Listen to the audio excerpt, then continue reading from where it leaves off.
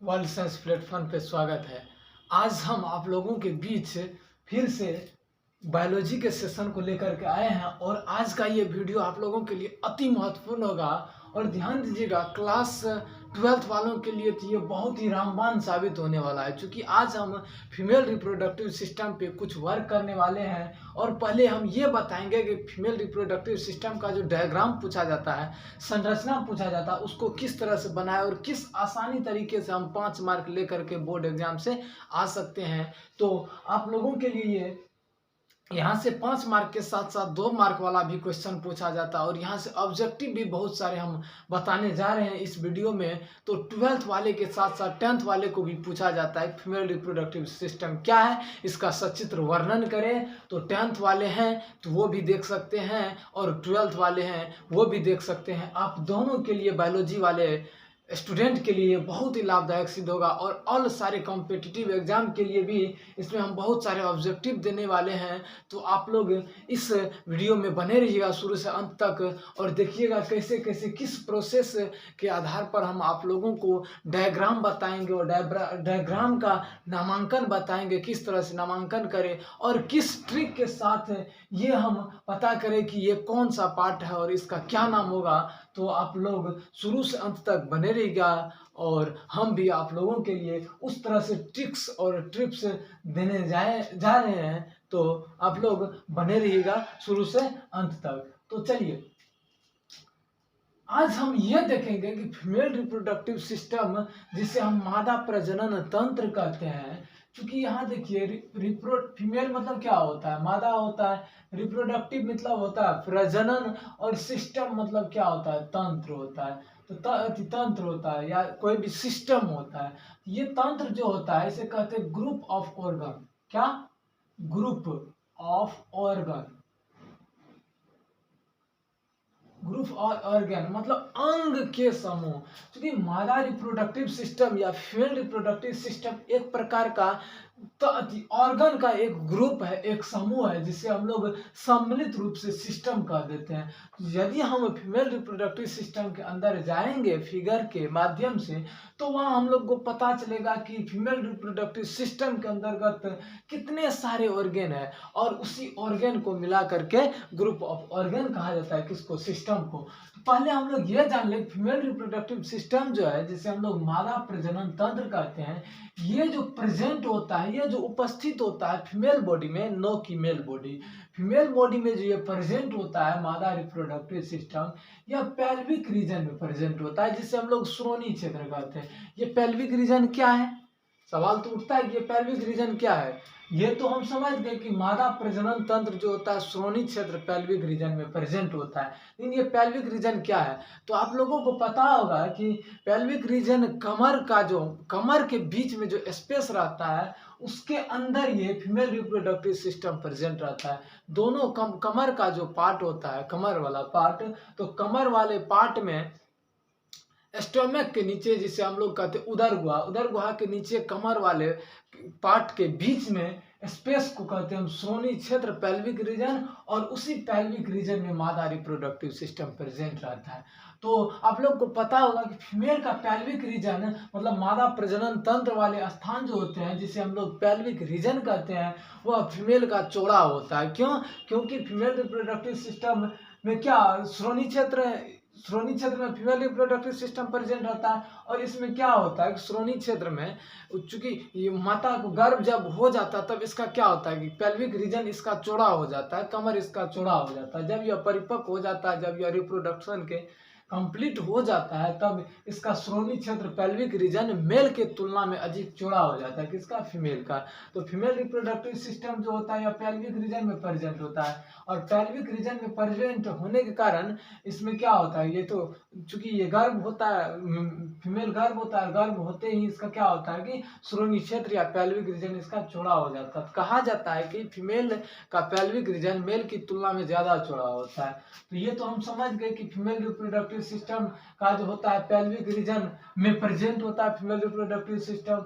और ये जो है सेक्सुअल रिप्रोडक्शन इन ह्यूमन, तो ये मादा में या नर में जो हम कह सकते हैं कि मनुष्य में जो होता है, यह रिप्रोडक्शन जो होता है वह सेक्सुअल रिप्रोडक्शन होता है, जिसे हम लोग क्या कहते हैं, लैंगिक जनन कहते हैं। तो सेक्सुअल रिप्रोडक्शन इन ह्यूमन, मनुष्य में क्या होते हैं, सेक्सुअल रिप्रोडक्शन होते हैं, लैंगिक जनन होते हैं। और ये सिस्टम क्या होता है, ग्रुप ऑफ ऑर्गन। अब हम लोग ये पता कर ले कि कैसे हम लोग डायग्राम बनाएंगे और किस तरह से बनाएंगे कि हमें वह याद रहेगा। तो आप लोग हमारे साथ और ध्यान से देखिएगा डायग्राम को किस तरह से और किस पॉइंट से उठाएंगे, जिससे कि आप लोगों को आसानी तरीके से और सही तरीके से डायग्राम बन जाए और बोर्ड एग्जाम में आप 5 मार्क ला सकते हैं। तो चलिए, फीमेल रिप्रोडक्टिव सिस्टम का हम बात कर रहे हैं। फीमेल रिप्रोडक्टिव सिस्टम का डायग्राम बनाने जा रहे हैं, क्योंकि आप लोगों से पूछा यह जाता है कि मादा प्रजनन तंत्र का सचित्र वर्णन करें। सचित्र वर्णन मतलब चित्र सहित कौन कौन सा अंग है उसका नाम लिखने के लिए, और नाम का क्या फंक्शन है वो भी कुछ कुछ आप लिख देंगे, तो आप 5 मार्क वहां से लेकर के आ सकते हैं। तो ये जो फीमेल रिप्रोडक्टिव सिस्टम अभी बनाने हम जा रहे हैं, ये 12th के साथ साथ 10th वाले को बहुत अति महत्वपूर्ण होगा, क्योंकि बायोलॉजी के सब्जेक्ट में नहीं फीमेल रिप्रोडक्टिव सिस्टम या मेल रिप्रोडक्टिव सिस्टम कोई ना कोई हर बार पूछा ही जाता है। तो हम लोग फीमेल रिप्रोडक्टिव सिस्टम पे काम कर रहे हैं, इसके बाद हम लोग मेल पे जाएंगे।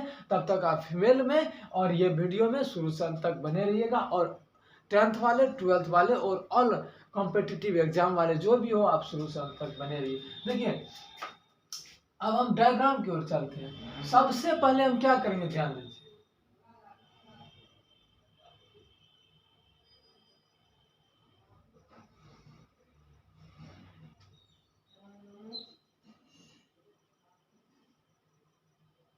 ये लाइनिंग लिए, ठीक, इसी प्रकार से एक लाइनिंग नीचे लेंगे,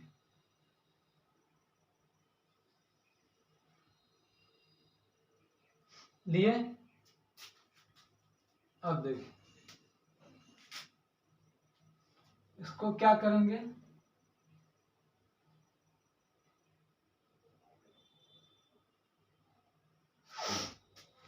ध्यान दीजिए। अब ये देखिए,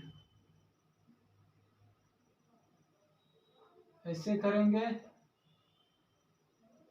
ऐसे करेंगे,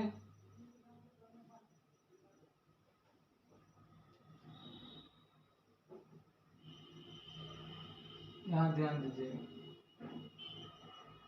ऐसे करेंगे,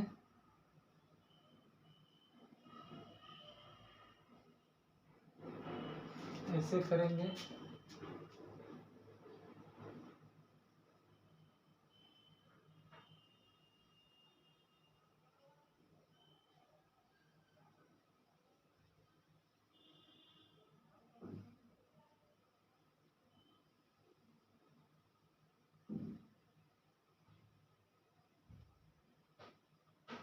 ठीक। अब देखिए, इसको क्या करेंगे, ऐसे लेकर के ऐसे यहाँ ले लेंगे, और इसको ऐसे करके ऐसे यहाँ ले लेंगे,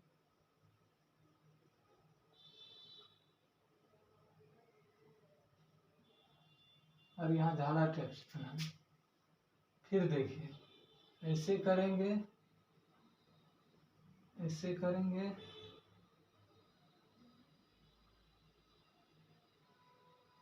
अब देखिए ये क्या हो गया, कितना ही शानदार तरीके से और कितना कितना आसानी से हम फीमेल रिप्रोडक्टिव सिस्टम के डायग्राम को बना दिए।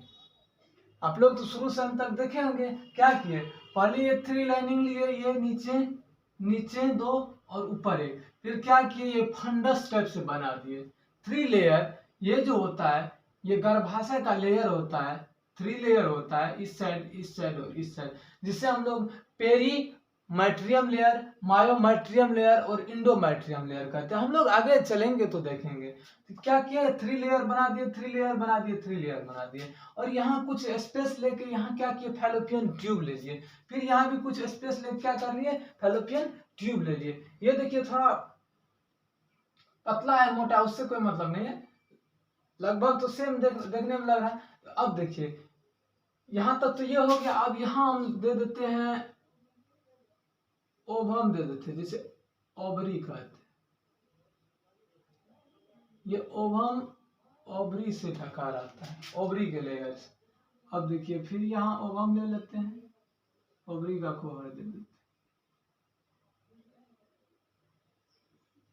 ठीक, ये हो गया। तो कितना शानदार और आसानी से हम लोग फीमेल रिप्रोडक्टिव सिस्टम बना सकते हैं। शुरू से अंत तक यदि आप ध्यान दिए होंगे तो देखे होंगे कि क्या किया, हम पहले ये लाइनिंग लिए, फिर ये लाइनिंग लिए, फिर ये लाइनिंग लिए, उसके बाद दोनों ओर से कवर थोड़ा सा चढ़ा दिए। इस पे भी ये जो होता है मांसल रचना होता है, ये मांस भरा रहता है, गद्देदार मांस रहता है। इस पर भी चढ़ा दिए, ठीक है। यहाँ से थोड़ा, क्योंकि यहाँ वेजाइना रहता है, इसको इस तरह से हम कर देंगे, ठीक।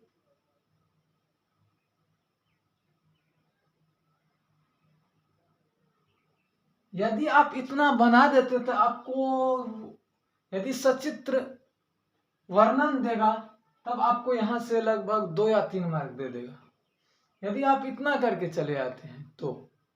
अब क्या करना है, इसका नामकरण करना है। तो नामकरण में क्या करना है, ध्यान दीजिए। ये डायग्राम तो हो जाएगा, आसानी तरीके से आप लोग बना सकते हैं डायग्राम। ये क्या है, फीमेल रिप्रोडक्टिव सिस्टम का डायग्राम है। यही फीमेल रिप्रोडक्टिव सिस्टम जो होता है हमारे पेल्विक रीजन में प्रेजेंट हो, हमारे नहीं, फीमेल के रिप्रोडक्टिव सिस्टम में या पेल्विक रीजन में ये प्रेजेंट होते हैं। ये फीमेल रिप्रोडक्टिव सिस्टम फीमेल के पेल्विक रीजन में प्रेजेंट होते हैं। ये इतना सारा पार्ट। अब क्या होता है, ये तो हम लोग बनाने समझ गए। अब इसका नामकरण करना है कि कैसे इसका नामकरण करते हैं। तो ये जो पूरा स्पेस वाला भाग है, ये पूरा जो स्पेस वाला भाग है, ये जो देख रहे हैं, इसे कहते हैं यूटेरस, या इसे कहते हैं वोम, WOMB, वोम। यूटेरस को क्या कहते हैं, गर्भाशय कहते हैं, गर्भाशय, या इसे बच्चादानी भी कहा जाता है,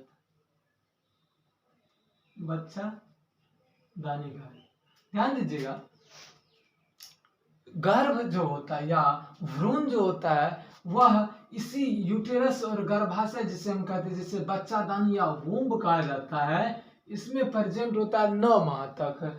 हमारा जो भ्रूण होता है या भ्रूण जो विकसित होता है 9 माह तक इसी गर्भाशय में। कितना माह तक, 9 माह तक। 9 माह तक जो होता है इस यूटेरस या वुम्ब जिसे हम लोग गर्भाशय या बच्चादानी कहते हैं, 9 माह तक इसी में भ्रूण हमारा विकसित होते रहता है। और 9 माह परिपूर्ण होने के बाद, उसके बाद प्रसव, डिलीवरी के बाद क्या होता है, ये बाहर निकल जाता है इस वेजाइना के माध्यम से। तो हम लोग एक एक करके इसका नामकरण देखेंगे कि कौन सा क्या नामकरण है। चलिए अब हम लोग ये डायग्राम के, ये जो फीमेल रिप्रोडक्टिव सिस्टम है, इसके नामकरण पर जाते हैं। क्योंकि डायग्राम तो हम लोग बनाना सीख चुके हैं, अब हम लोग इसके नामकरण पर कैसे जाए और कौन से पार्ट को कहे कि ये कौन सा, इसका क्या नाम है। क्योंकि सिस्टम तो हो गया, ये पूरा सिस्टम ही है, फीमेल रिप्रोडक्टिव सिस्टम है, लेकिन सिस्टम को क्या कहते हैं, ग्रुप ऑफ ऑर्गन कहते हैं। तो अब ये जानेंगे कि इस सिस्टम में कौन कौन सा ऑर्गन और कौन कौन सा ऑर्गन का क्या नाम है, उसको हम लोग डिटेल से देखेंगे। तो सबसे पहले तो हम आप लोगों को ये बताए थे कि ये जो स्पेस आप लोग देख रहे हैं, ये जो स्पेस है ये बीच में, इसको हम लोग क्या कहते हैं, बच्चादानी कहते हैं। क्यों, क्योंकि इसमें 9 माह तक बच्चा जो भ्रूण जो रहता है वह विकसित होता है 9 माह तक।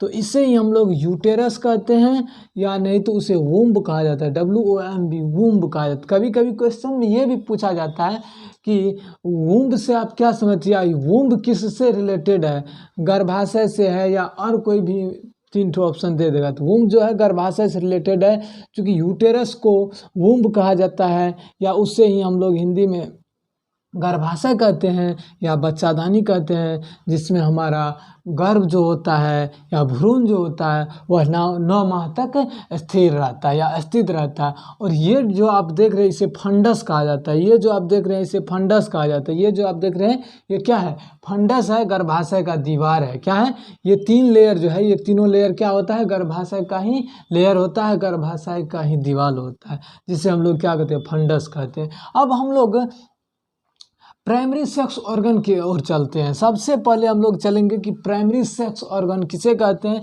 ये जो ओवरी है, ये यहाँ आप देख रहे हैं, ये क्या है, ओवरी है, जिसे हम लोग हिंदी में अंडाशय कहते हैं। तो फीमेल रिप्रोडक्टिव सिस्टम में 2 ओवरी होते हैं और दो ओवरी होते हैं। एक कौन सा, राइट साइड वाला ओवरी और एक लेफ्ट साइड वाला ओवरी। तो ओवरी की संख्या 2 होती है, मतलब ओवरी जोड़ा में होता है। तो ये हो गया आपका राइट साइड वाला ओवरी, तो राइट ओवरी, और ये हो गया आपका लेफ्ट ओवरी, जिसे हम लोग बायां अंडाशय कहेंगे। तो अंडाशय के अंदर क्या बनता है, ओवम बनता है, जिसे हम लोग ओभा भी कहते हैं। अंडाशय के अंदर क्या बनता है, ओवम या ओभा बनता है, जिसे हम लोग हिंदी में अंडाणु या डिम्बाणु या अंडा भी कहते हैं या अंड भी कहते हैं। तो ओवरी के अंदर क्या बनता है, ओवम या ओभा बनता है, जिसे अंडाणु, डिम्बाणु या अंड कहा जाता है। और ये अंडाणु जो होता है, ये क्या होते हैं, फीमेल गेमिट होते हैं। ये जो अंडाणु है, ये जो ओवम है, जिसे अंडाणु, डिम्बाणु या अंडा बोला जाता है, ये फीमेल गेमिट होते हैं। और जब फीमेल गेमिट परिपक्व होकर क्या होते हैं, वह मेल के गेमिट के स्पर्म से मिलता है, तब क्या होता है, फर्टिलाइजेशन होता है। फर्टिलाइजेशन के बाद क्या होता है, फिर नए संतान की ओर अपना, ये क्या होता है कि ये परिपक्व होते यहाँ एम्पुला वाले भाग में आता है, यहाँ फर्टिलाइजेशन होता है। फर्टिलाइजेशन होने के बाद क्या होता है, यह यूटेरस में चले आता है और यूटेरस के दीवार से यह इम्प्लांटेड हो जाता है। और वहाँ पर क्या होता है कि वहाँ से उसका प्रोसेस शुरू हो जाता है 9 माह के लिए। तो हम लोग अभी वहाँ नहीं जाएंगे। तो ये ओवरी हो गया लेफ्ट ओवरी और ये हो गया राइट ओवरी। तो ओवरी की संख्या फीमेल में 2 होती है और ये जो 2 ओवरी होती है, तो ओवरी में क्या बनता है, ओवम बनता है, जिससे ओभा कहते हैं या अंडाणु, डिम्बाणु या अंडा कहते हैं। ये जो दायां अंडाशय है, इसमें भी तो ये क्या है, ओवरी है। ये जो है इसमें क्या है, ये भी ओवम है, OVUM, ये भी क्या है, ओवम है। तो ये भी ओवम है। इसमें भी क्या होते हैं, इस अंडाशय में भी अंडाणु बनते हैं और इस अंडाशय में अंडाणु बनते हैं। लेकिन प्रोसेस इसका ये है, जब इस अंडाशय में अंडाणु बन रहे होते हैं या परिपक्व होते रहते हैं, या तब क्या होते हैं, इसमें अंडाणु नहीं बनते हैं, नहीं परिपक्व होते हैं। तो कहा यह जाता है कि एक साइकिल होता है लगभग 1 माह का, कि जब इसमें परिपक्व होता रहता है तब इसमें परिपक्व नहीं होता, या इसमें परिपक्व होता है तो इसमें परिपक्व नहीं होता है। तो पहले हम लोग नामकरण पर चलते हैं। ये जो है, ये क्या हो गया, लेफ्ट ओवरी हो गया, ये हो गया राइट ओवरी हो गया, ठीक है। ये लेफ्ट ओवरी, ये राइट ओवरी। ओवरी के अंदर क्या बनेगा, अंडाणु बनेगा, जिससे हम लोग फीमेल गेमिट कहते हैं। अब ये चलते, ये जो उत्तक से जुड़ा होता है, ये जो जिस सिरा से जुड़ा होता है, इसको हम लोग क्या कहते हैं, इसको हम लोग कहते हैं लिगामेंट कहा जाता है, लिगामेंट। ये जो झिल्ली है, इसे मेम्ब्रेन भी कहा जाता है। ये जो झिल्ली जुड़ा हुआ है गर्भाशय से, जो ये अंडाणु जुड़ा हुआ है, ये झिल्ली को हम लोग कहते हैं लिगामेंट कहते हैं, जिसे स्नायु कहा जाता है हिंदी में। तो ये जो लिगामेंट है, ये जो झिल्ली है, जो अंडाशय और गर्भाशय को जोड़ता है, अंडाशय और गर्भाशय को जो जोड़ता है, उसे लिगामेंट या स्नायु कहते हैं। ये क्या हो गया, लिगामेंट या स्नायु, उसको हम कह सकते हैं। तो ध्यान दीजिए, ये सबसे पहले प्राइमरी सेक्स ऑर्गन क्या हो गया, ओवरी हो गया। ओवरी के अंतर्गत ओवम बनेगा। ओवम या अंडाशय जो है गर्भाशय के दीवार से जुड़ा होता है लिगामेंट द्वारा। अब ध्यान दीजिए, ये जो यहाँ से यहाँ तक का ये जो फिगर है, ये जो आप फिगर देख रहे हैं, ये किसका फिगर है, ओविडक्ट का फिगर है। ध्यान दीजिएगा, OVIDUCT, ओविडक्ट, जिससे क्या कहते हैं, अंडवाहिनी कहते हैं, अंडवाहिनी, इसे ओविडक्ट कहते हैं। या इसे एक और नाम है इसका, fallopian tube, FALLOPIAN, fallopian tube, इसे क्या कहते हैं, फैलोपियन ट्यूब भी कहते हैं। ये जो है, ये जो यहाँ से यहाँ तक का आप स्ट्रक्चर देख रहे हैं, ये क्या है, ये फैलोपियन ट्यूब है, जिसे ओविडक्ट हम लोग अंडवाहिनी कहते हैं। तो कभी कभी ये भी एग्जाम में क्वेश्चन पूछा जाता है कि फीमेल रिप्रोडक्टिव सिस्टम के अंतर्गत कौन से भाग में रिप्रोडक्शन की क्रिया होती है, जनन की क्रिया होती है, निषेचन की क्रिया होती है। तो किस में होती है, फैलोपियन ट्यूब और ओविडक्ट में होती है, जिसे हम लोग अंडवाहिनी कहते हैं या फैलोपियन ट्यूब कहते हैं, हिंदी में भी इसे फैलोपियन ट्यूब कहते हैं। लेकिन ये जो फैलोपियन ट्यूब देख रहे हैं आप, ओविडक्ट देख रहे हैं, इसका 4 पार्ट होता है।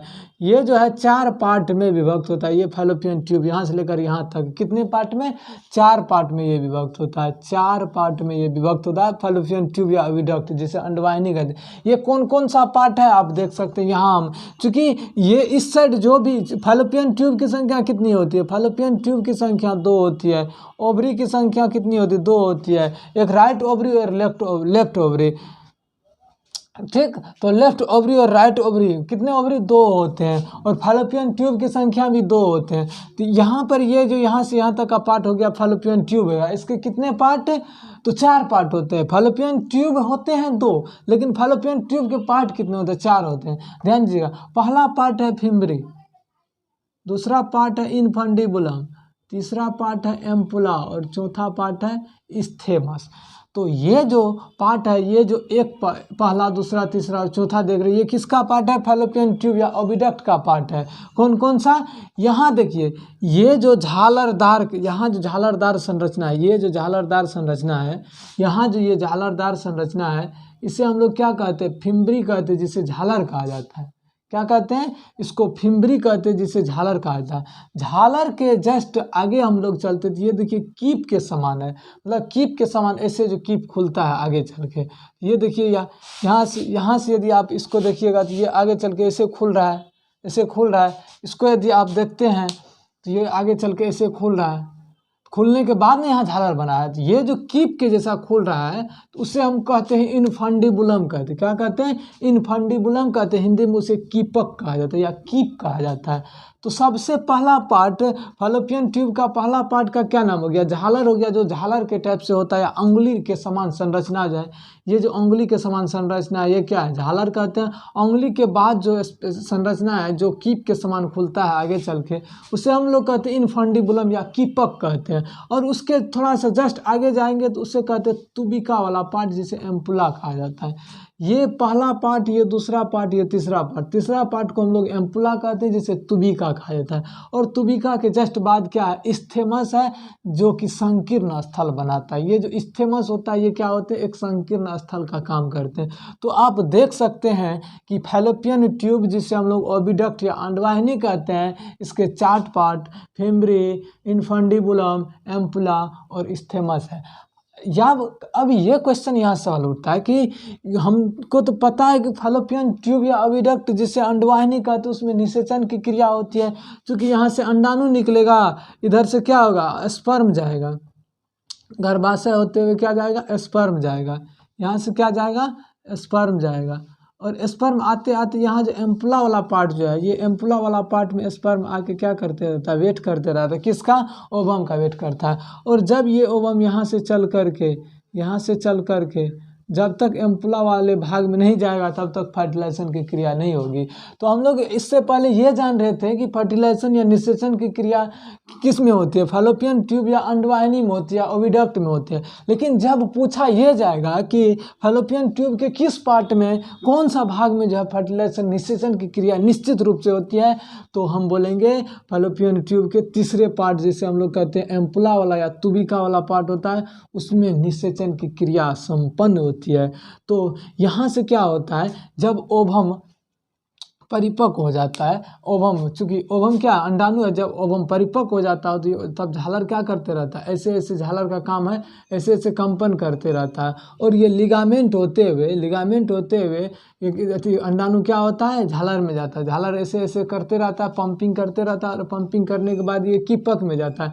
कीपक इस तरह से ऐसे खुला रहता है, ये इसमें फंसता है, अंडाणु कीपक में फंसता है, और कीपक से होते हुए किस में जाता है, इनफंडिबुलम में जाता है, जिसे कीपक कहते हैं। और कीपक के बाद इसमें किस में चला जाता है, एम्पुला वाले भाग में चला जाता है। और यहाँ यदि स्पर्म है, यदि स्पर्म पहले से इंतजार कर रहा है, तो ओवम स्पर्म से फर्टिलाइज करके या यहाँ आते आते आते आते बच्चादानी गर्भाशय के दीवार से चिपक जाएगा, और यहाँ से उसका क्या हो जाएगा, 9 माह के लिए प्रोसेस शुरू हो जाएगा। तो क्या है, ये तो हम समझ गए किसका, फैलोपियन ट्यूब वाले पार्ट का हम समझ गए। फैलोपियन ट्यूब में निषेचन की क्रिया होती है। और यदि पूछा जाए फैलोपियन ट्यूब में कौन से पार्ट में, तो एम्पुला वाले पार्ट में, तुबिका वाले पार्ट में निषेचन की क्रिया पूर्ण होती है। तो हम लोग ये पार्ट को भी समझ गए। अब हम चलते, ये जो फंडस है, यूटेरस का जो दीवाल है, ये जो 3 दीवाल है, अब तीनों में जो ये दीवाल है, तो इस दीवाल का 3 लेयर है, तो तीनों लेयर का क्या क्या नाम है पहले उसको हम लोग जान लेते हैं। तो अब ये आप देख सकते हैं, ये जो सबसे बाहरी वाला पार्ट है, 3 लेयर, 1 2 3 लेयर है यूटेरस का, दीवार का 3 लेयर। तो ये पहला लेयर, बाहरी लेयर जो होता है उसे कहते हैं पेरीमेट्रियम लेयर। क्या? पेरीमेट्रियम लेयर, जिसे हम लोग कहते हैं परिगर्भाशय। परिगर्भाशय, गर्भाशय के सबसे बाहर परिगर्भाशय, पेरीमेट्रियम।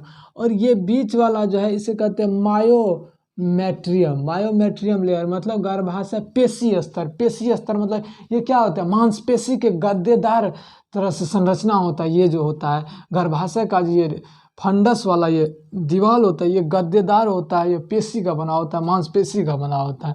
ये बीच वाला जो होता है यह पेशी स्तर होता है, मतलब मांसपेशी का स्तर होता है, या पूरा या गद्देदार होता है।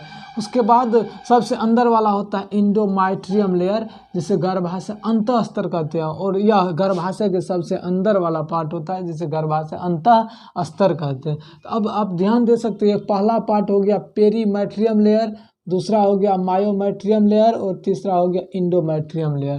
तो ये किसका लेयर का पार्ट है? ये गर्भाशय के दीवार के लेयर का पार्ट। 3 पार्ट है, perimetrium layer, myometrium layer, endometrium layer. Perimetrium layer परिगर्भाशय, मायोमेट्रियम लेयर गर्भाशय पेशी स्तर, और इंडोमेट्रियम लेयर गर्भाशय अंतः स्तर। और आप लोग ये पता जानते होंगे कि जब एमसी की क्रिया होती है फीमेल में, तब क्या होते हैं, ये जो होते हैं इंडोमेट्रियम लेयर, ये पिघल कर क्या होते हैं, योनि के माध्यम से नीचे निकलने लगते हैं। जब एमसी की क्रिया होती है, तो एमसी क्रिया में क्या होता है कि इंडोमेट्रियम लेयर गर्भाशय अंतः स्तर क्या होता है, यह पिघलने लगता है और गंदे रक्त के साथ। और ये लेयर, इसका जो है ये वाला लेयर क्या होते हैं, यह योनि के माध्यम से शरीर से बाहर निकल जाता है। और यदि वहाँ पर इम्प्लांटेशन होता रहता होगा तो क्या होगा, वह भी ये लेयर के साथ साथ यहाँ से निकल के योनि के माध्यम से शरीर से बाहर निकल जाएगा। तो आप लोग जानते होंगे कि एमसी की अनुपस्थिति गर्भाशय का संकेत है। यदि एमसी नहीं हो रहा है तब गर्भाशय है। तब जब एमसी की क्रिया होती है, तो एमसी क्रिया में क्या होता है, इंडोमेट्रियम लेयर ये जो होता है यह पिघलकर गंदे रक्त के साथ बाहर निकलने लगता है। तो ये क्या, कौन सा लेयर, इंडोमेट्रियम लेयर, एमसी के दौरान ये पिघलकर गंदे रक्त के साथ योनि से बाहर निकलने लगते हैं। और हम तो अब ये पार्ट भी समझ गए, ये पार्ट भी समझ गए, ये पार्ट भी समझ गए, ये पार्ट भी समझ गए, ये पार्ट भी समझ गए। अब हमारा ये वाला पार्ट रहता है, नीचे वाला पार्ट रहता है, जो शरीर के बाहर खुलता है। तो चलिए इसमें हम लोग थोड़ा देखते हैं। आप लोग को पता होगा कि ह्यूमन का या मेल का जो सीमेन, जिसे हम लोग स्पर्म कहते हैं, वह जो सीमेन फीमेल के बॉडी में प्रवेश करता है, वह योनि वैजाइना के रास्ते से ही फीमेल बॉडी में, या फीमेल के कह सकते हैं कि ये इसमें गर्भाशय में इसमें प्रवेश करता है, और इसमें प्रवेश करने के बाद फैलोपियन ट्यूब में स्पर्म सीमेन चला जाता है। तो जाने का मार्ग क्या हुआ, वैजाइना हुआ, जिसे हम लोग योनि कहते हैं। और योनि के अंदर क्या होता है, वेजाइनल पोर होता है, जिसे योनि छिद्र कहते हैं। उसके माध्यम से क्या होता है कि ह्यूमन के मेल द्वारा, चूंकि ये फीमेल रिप्रोडक्टिव सिस्टम है, तो मेल का जो पेनिस होता है वह योनि के माध्यम से या योनि के रास्ते से, योनि होते हुए इसमें क्या करता है, यह सीमेन को छोड़ देता है। और सीमेन छोड़ने के बाद सीमेन कहाँ चला जाता है, स्पर्म कहाँ जाता है, फैलोपियन ट्यूब ओविडक्ट में चला जाता है। तो ये जो योनि है, जिसे वेजाइनल पोर कहते हैं, योनि छिद्र कहते हैं, इसके माध्यम से क्या होता है कि मेल का स्पर्म सीमेन जो होता है वह फीमेल के बॉडी में प्रवेश कर जाता है योनि के माध्यम से। तो हम लोग तो ये समझ गए योनि और योनि में क्या होता है, वेजाइनल पोर होता है। लेकिन ये जो होता है जिसे वेजाइनल पोर कहते हैं, वेजाइनल पोर पे लगभग कम उम्र में, यदि आप बच्चे कह सकते हैं, कुंवारीपन जब रहता है तब क्या रहता है कि उस पर एक हैमेन झिल्ली रहता है, जो कि बहुत पतला लेयर होता है, वह वेजाइनल पोर के ऊपर रहता है, वेजाइनल छिद्र के ऊपर रहता है, जिसे हैमेन झिल्ली कहते हैं। माना यह जाता है कि पहले क्या था कि वेजाइनल पोर शादी से पूर्ण बने रहता था, और जिसे कुंवारीपन का झिल्ली कहा जाता था। लेकिन आजकल रेयर केस ये होता है कि मतलब शादी से पहले वह क्या होता है कि वेजाइनल पोर के अंतर्गत जो हैमेन वाला झिल्ली होता है वह लीक कर जाता है, टूट जाता है। क्यों? क्योंकि आजकल की लड़की या जो भी आप कह सकते हैं, तो क्या करती रहती है, मतलब साइकिल चलाती है, या एक स्थान से दूसरे स्थान तक जाती है, या जंपिंग करती है, या घुड़सवार करती है। इस तरह से या योगा करते हैं तो उससे क्या होता है, ये वैजनल पोर के ऊपर जो हेमन झिल्ली रहती है वह टूट जाता है। तो इसे अब इस स्थिति में, इस केस में क्या कुंवारीपन का झिल्ली नहीं कहा जा सकता है। तो वैजाना के अंदर क्या होता है, वैजनल पोर होता है और वैजनल पोर पे क्या होता है, हेमन झिल्ली होता है। उसके बाद थोड़ा यदि हम आगे से ये वाला पार्ट जो होता है जहाँ से ओपनिंग होता है, ओपनिंग जो होता है वैजना ही होता है। वैजना के जस्ट आगे हम लोग चलते हैं तो उसे कहते हैं सर्विक्स, जिसे हम लोग ग्रीवा कहते हैं। तो जो खाली जगह जो होता है उसे ग्रीवा सर्विक्स कहते हैं। और ये सर्विक्स वाला जो थोड़ा सा पार्ट होता है नली टाइप से जो होता है यहाँ पे, उसे कहते हैं गर्भाशय नाल या ग्रीवा नाल कहते हैं। क्या, सर्वाइकल कैनाल या ग्रीवा नाल कहते हैं, चूँकि यहाँ नली टाइप से जो होता है, योनि के बाद नली टाइप से जो होता है उसे सर्विक्स ग्रीवा, और ग्रीवा के नाल, नली को ग्रीवा नाल कहते हैं। और आप लोग जानते हो ये फॉर्निक्स जो होता है, ये फॉर्निक्स जो होता है यह यहाँ का एक लेयर होता है चमड़ा का, वह लेयर ऊपर नीचे होते रहता है, जिससे हम लोग क्या कहते हैं, फॉर्निक्स कहते हैं। क्या कहते हैं, फॉर्निक्स कहते हैं। यह योनि के जस्ट ऊपर होता है, लेयर होता है, जिससे फॉर्निक्स कहा जाता है। तो आप लोग समझ गए होंगे कि फीमेल रिप्रोडक्टिव सिस्टम के अंतर्गत कितना सारा पार्ट है। यदि आप इतना सारे पार्ट को दर्शा देते हैं तो आपको लगभग फुल में फुल मार्क मिल जाएगा। तो यहाँ तो हम बहुत सारे पार्ट के बारे में बता दिए हैं। यदि आप ये 4 पार्ट नहीं भी बनाते हैं, डायरेक्ट आप ओविडक्ट या फैलोपियन ट्यूब लिख देते हैं, तब भी आपका फिगर परिपूर्ण रहेगा। क्योंकि ये सब थोड़ा डीपली पार्ट हो गया इसका, कि फिम्बरी हो गया, इन्फंडिबुलम हो गया, एम्पुला हो गया, स्टेमस वाला भाग हो गया, ये फैलोपियन ट्यूब का पार्ट होता है। इसको यदि हम नहीं भी डालेंगे तो कोई बात नहीं। उसके बाद यहाँ जो हम दिए हैं फंडस वाला का जो 3 लेयर है दीवार का, perimetrium layer, myometrium layer, endometrium layer, इसको भी नहीं यदि आप बताते हैं तो भी कोई बात नहीं। हाँ, लेकिन ये बताना जरूरी होगा ये क्या है, वुम्ब है, यूटेरस है, बच्चादानी है, गर्भाशय है, ठीक है, इसको दर्शाना होगा। उसके बाद दायां अंडाशय और बायां अंडाशय दर्शाना होगा। उसके बाद ये जो इसके अंतर्गत ओवम है इसको दर्शाना होगा, ओवम या ओवा, इसको भी दर्शाना होगा। उसके बाद ये जो सर्विक्स है इसको दर्शाना होगा, ग्रीवा नाल है इसको दर्शाना होगा, फॉर्निक्स को दर्शाना होगा, वैजाना को दर्शाना होगा और वैजानल पोर को दर्शाना होगा।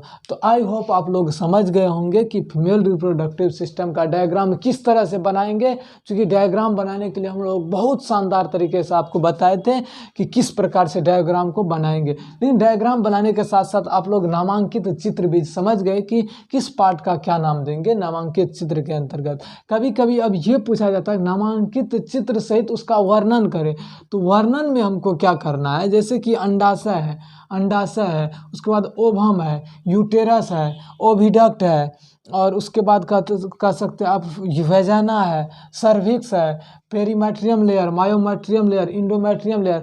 तो उसके सचित्र वर्णन जब करेंगे तो वर्णन में क्या करना है कि इसका यूज कुछ लिख देना है, किसका क्या काम है और किसका क्या काम। तो हम लोग चलते हैं इसके थोड़ा सा वर्णन पे भी चलते हैं।